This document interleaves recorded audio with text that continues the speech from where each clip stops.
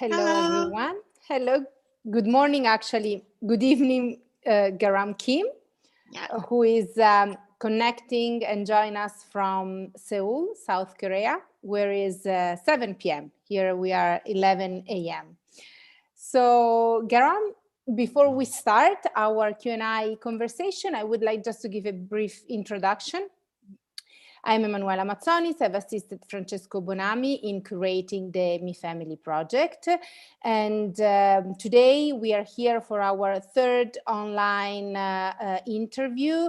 It is part of an online public program that has been launched by the MUDAM at the end of October.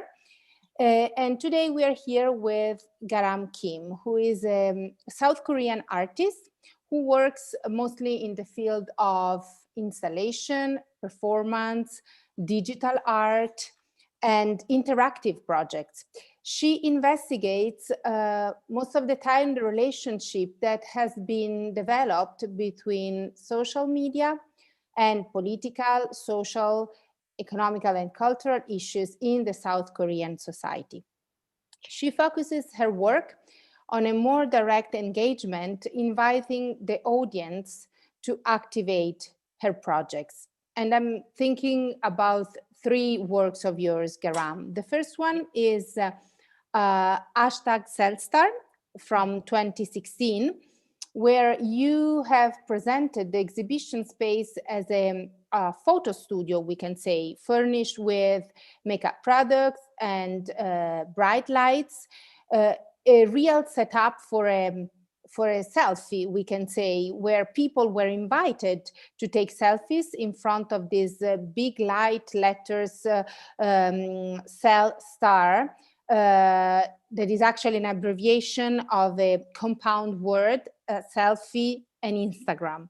that's right. And the second work, which is actually related to this one, is hashtag fantasy from 2020. This you have created for the Bangkok Biennial last October. And is it, as I said, like we can say a second version of the installation of hashtag Cellstar. And here you also added something else. You created a YouTube virtual boyfriend channel that I would say we can use it as a guide to find the right boyfriend. You mentioned the artist type, Yeah, the collector, the curator type, the ghost type. So yeah, you are actually through this, we can even say, ironic piece, raising questions about how people form new relationship today in the age of YouTube, of social media. yeah, You also made a canvas piece, different works related to this project, which are that's right. canvases with a QR code piece on it. And when you look at them, they all seem the same, but they're very different, because if you actually link the QR code, Yeah, every code is linked to the YouTube video. The last piece I'm thinking about is the Agenda Air Salon from 2014, and yeah, still ongoing, if I'm not wrong, yeah, where you trained yourself as a hairstylist yeah, in order to develop a project that can provide a space for political conversations that can be raised up through a one-to-one interaction. And this yeah. project took place in public spaces like Mhm. streets, parks, Yeah, storefronts. You did it in Düsseldorf, Germany, as well as Korea. mm, And you always choose topics that headlined local news and develop statements that exemplifies also the range of public opinion. I'm also thinking about the topics you raise up in Düsseldorf, the refugee crisis, the press freedom. yeah, So the aim was that during this interactive haircut, you could discuss different topics with the participants. yeah, And you also have been inspired by recent, at the time, haircutting protests in Korea, where activists shaved their heads to underline their civil dissent. So you have considered how a haircut might represent a political opinion when it is less directly linked to activism, but more representative of personal viewpoints. Yeah. So now here I come with my first question, and I will ask you, Garam, if you can tell us more about these interactive projects and how much important is for you the physical relation between the audience and the artworks? Yeah. And also, what kind of relationship do you think there is between a work of art exhibited in a museum and the dissemination of art via the internet? Okay. So let me start about the interactions between the audience and my artworks. So the physical relationship is very important to me because my project has allowed people to have their own viewpoint or speak to, their own opinion to the theme what I provided for the projects, and rather than I just provide my own opinion or just deliver my insist, I hope to find some kind of discussion places.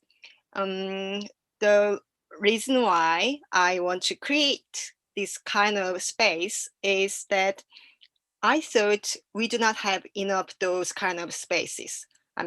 For the public opinions or to discuss on social issues, and some people are really afraid that, to start to talk about it. So I think we can learn from each other during those kind of physical relationship. And once the most important thing is once people realize that they have a new memorable experience, especially in the art place, they want to share about it. So that's the key point. So can you imagine if you visit my hair salon project in a gallery, and if you've got a new haircut during the performance, you have a discussion with me about the social or political issues. And then after then, when you go back home or when you go to the office, the people around you just ask you, oh, you've got a new hairstyle. And you will start, oh, I visited a special hair salon in a gallery or in a museum, and we were discussing about these kind of topics. So that's the moment the current discussion, current issues will be started outside. So I thought art is very important for us in our lives because it gives a chance to change our viewpoint or sometimes our way of thinking. So I think those small starting points will be changed in our society. So that is my first answer about your first question. Yeah. Thank you. And I think it's very clear and very precise because you are underlining how much important is the message we can all give and receive from art, from artists, from the art world, from the art institutions. Yeah. Actually, what do you think is the value of the relationship between an art piece exhibited in a museum, in an institutional environment, a gallery, a museum, an artist space, and the dissemination of art, the divulgation of art through the internet? Yeah. So let me start with this a bit strange story. I've been believed that the museum is like a time machine since I was young, because we can meet the past and the present and the future as well with the artworks.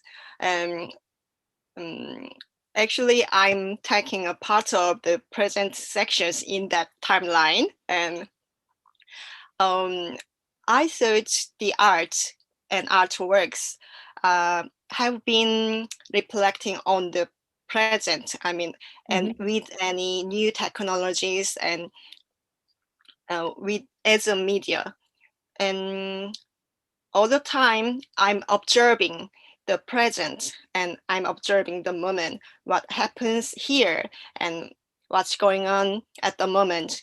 And Mhm. I found the topics here as well as I found the technology or the medium or the tools in here in the present.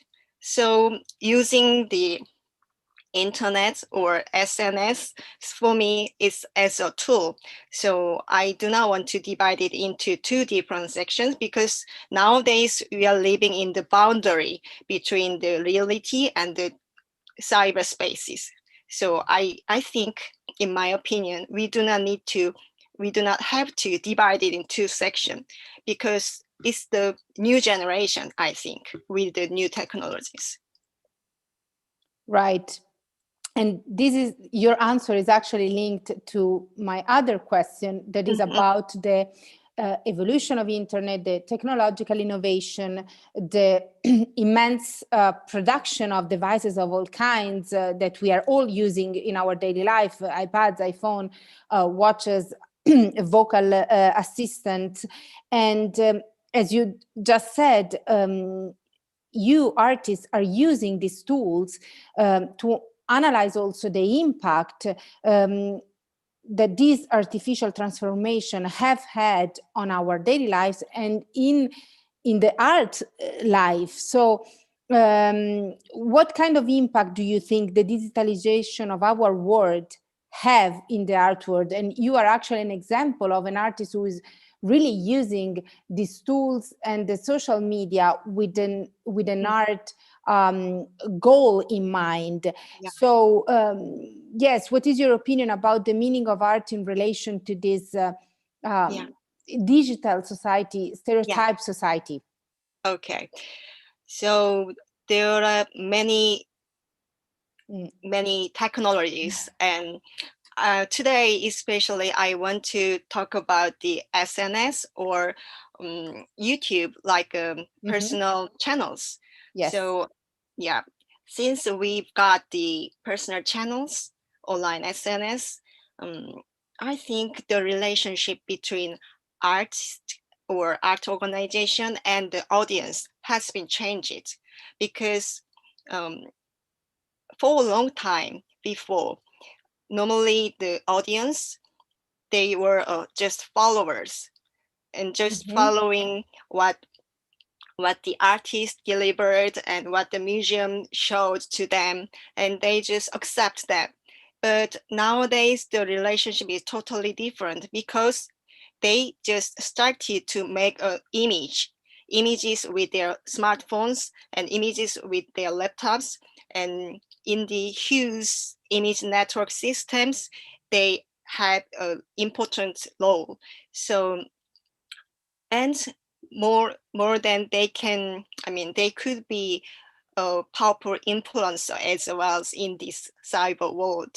So I think the most biggest impact on our art world is the change in this relationship. Mhm. So we need to think about it, and we need to reorganize with each other, because we can learn from each other and we can develop our relationship very healthily. So that's my answer for the first question. And then actually sometimes I feel very nervous, or sometimes I feel very afraid of the new change Mhm. whenever I face what I cannot understand from the new technologies. But as I mentioned earlier, I thought the most important thing from art, I mean, the art can change the people's mind and the way of thinking, and that can change. I mean, the art can change the society, and then art can change the world. So I think this is the most essential things in our art world. So even though we have any new media, any new technologies, yeah, I think this role of art is the most important things. To give the chance to think about and give the chance to change their viewpoint. That's my answer. Thank you, and I completely agree with you. And I think in your work is very present this concept of the importance of art as a way to change the world and to change the viewpoint of people. What is interesting also in your work is that you are trying to use people minds and people voices and ideas in order to divulgate your art. And I'm now referring to the work you are presenting in our platform, where actually is true, as you said before, the relationship between art and audience is changed. And through this platform, we can really see how it changes, because the audience now can really participate in this platform, even if it's only virtual. You can enter, you can be connected and be in communication with other people who are connected at the same time. So referring to your work in our platform, the title is For Rose, the Moving Archive. You decided in a way to change environment from a physical installation. You completely moved to a digital one, to a cyberspace, and monthly, this piece, which is still ongoing, it started in 2014, assumes a 4-person girl group called For Roses and produced digital music based on comments from popular websites. So the group, the For Rose, is composed by 4 automated female voices.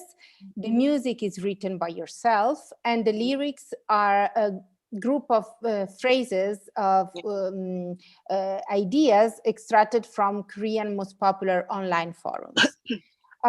Beyond that, what is very interesting and I found very attractive is the fact that the songs are then distributed via music streaming services outside and inside Korea, and are available on very popular sites like iTunes, Melon Music. So you are actually going beyond any artistic boundaries. You are creating pop songs using ideas of the audience, and you're using the internet to divulgate art. So do you want to describe more in detail the project and the aim you want to reach? Okay. I think it's time to stop listening to the love songs.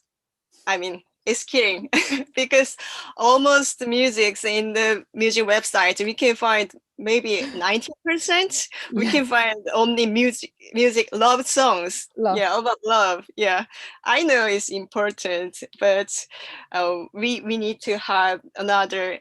We need to have another category. So anyway, the first step with this song project is about the approach. The approach is on the comments, on the news articles.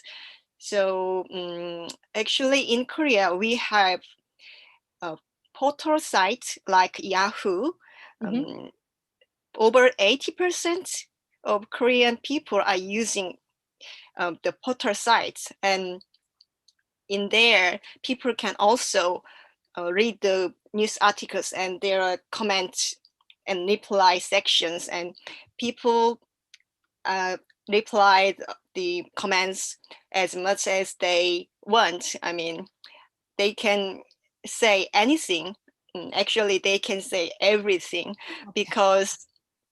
because of the anonymity, because they believe they can speak without their face, so they can very truly say anything. So I thought it's very interesting part, especially in Korea, because unfortunately in Korea we do not have so much those kind of discussion culture.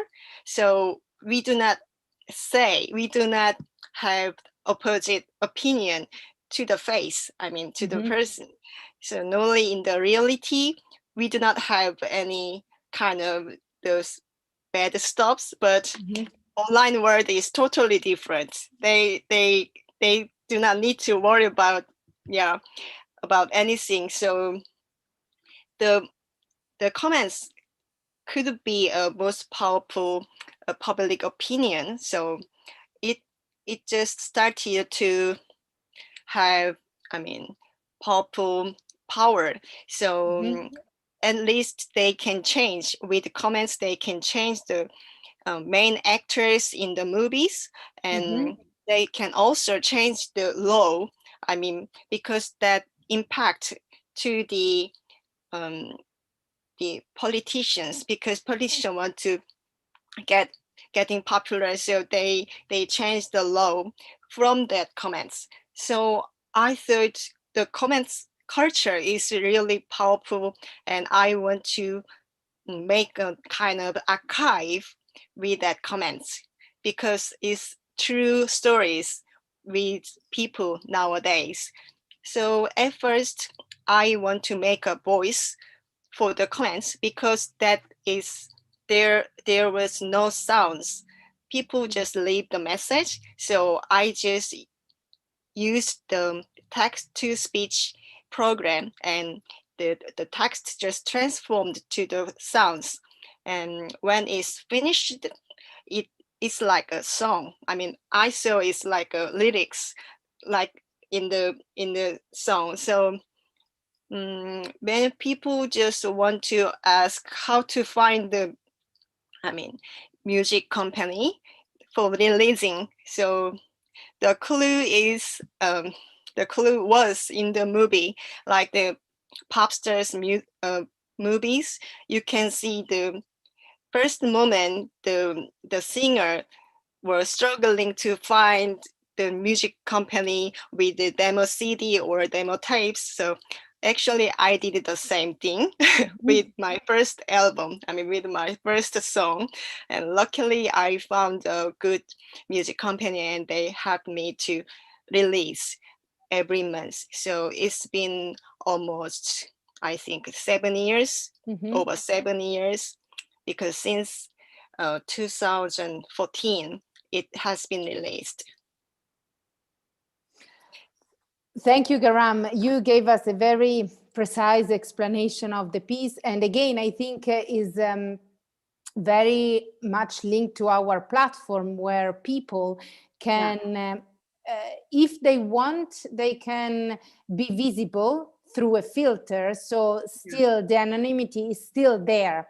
You are still covered some way.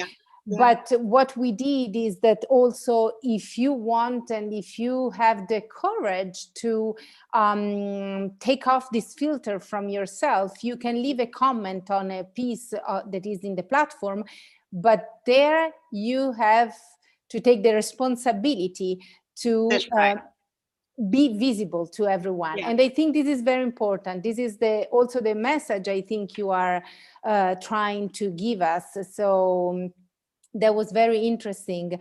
I'm sorry, we are almost running out of time, so I think it's unfortunately time to conclude our conversation. And I would like to underline again how important is in Garam Kim work the reaction, the interaction with people, the comment and the opinion of the public. So I think in Garam works and projects, some individuals may just simply appreciate a free haircut or a pop song without experiencing probably a process of self-interrogation about contemporary issue, but on the other hand, participate may actually probably pause and start to consider new perspectives, or probably questioning their own viewpoints on social, cultural, political